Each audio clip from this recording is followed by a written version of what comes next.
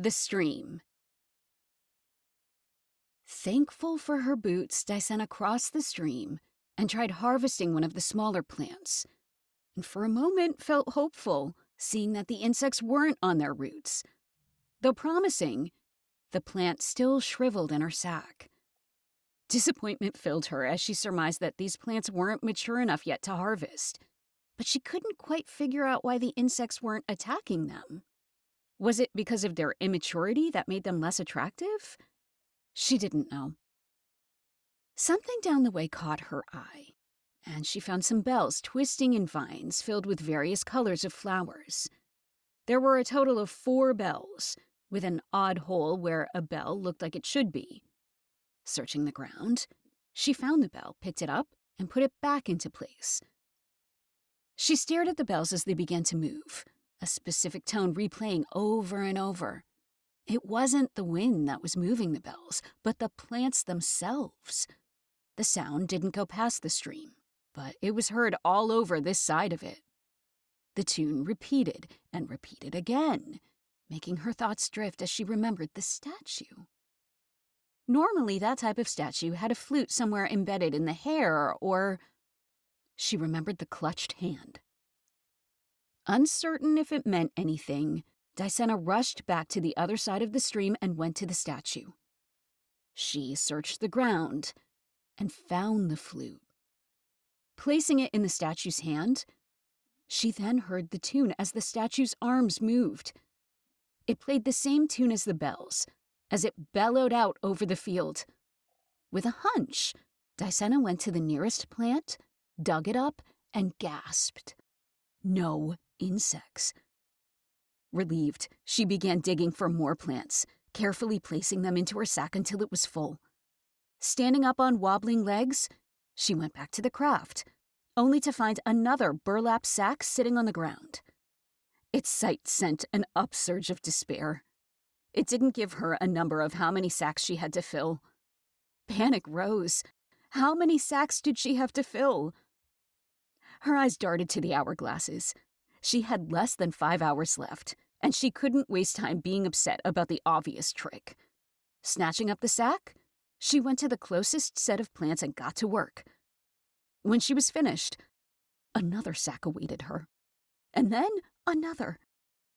She had filled 5 sacks before her last trip back to the craft held a welcoming empty ground.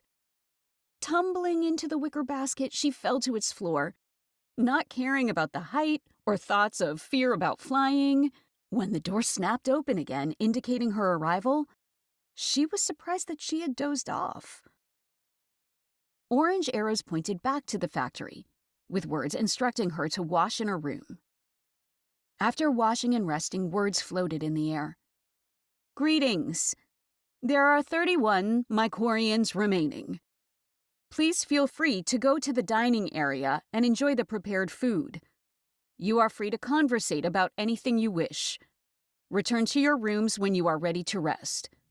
This night, the sleeping hours have a set time for all Mycorians. All remaining Mycorians will meet at the dining area around the same time tomorrow.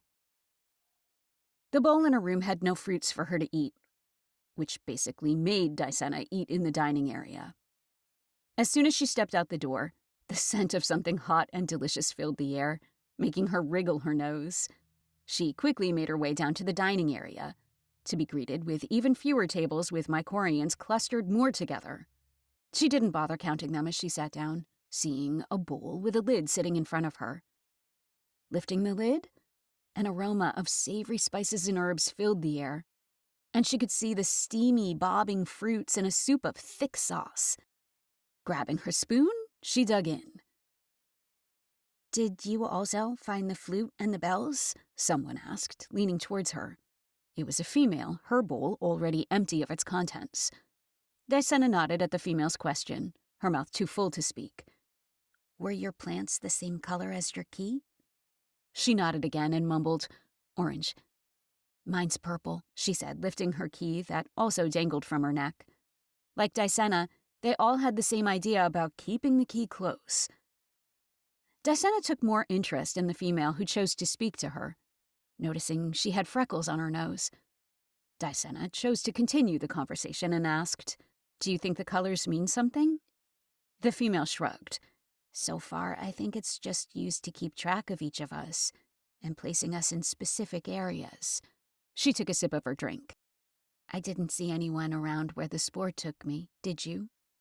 Deana slowly nodded. "You might be right." She couldn't think of anything else to keep the conversation going. She guessed that this was the only thing that was concerning the female, and Deana's acknowledgement helped resolve that. "We're down to 31, a male said, wearing a light blue key. He was simply repeating what everyone already knew. "And tomorrow, we all have to wake up at the same time." "We should set for bed right after we eat," Red Key said, her head turning to take in everyone. "Just in case we're only given 2 hours to sleep." "It said tomorrow," a yellow key male pointed out. He scratched his thigh and then forced his hand to be still. "From my calculations, the sun set just a few hours ago. We have all night to sleep." "Well, I'm not taking a chance," Green Key said and stood up. "Peaceful slumber." They all intoned, "Beneath night and soft starry skies," stating the standard parting phrase. A few others also left the table, not needing to provide more farewell expressions. Deana decided to join them, heading back towards the rooms. She was exhausted and felt she would need the entire night to replenish. A shirt and pants waited for her instead of her sack dress. They fit comfortably loose, allowing her skin to breathe as she slept.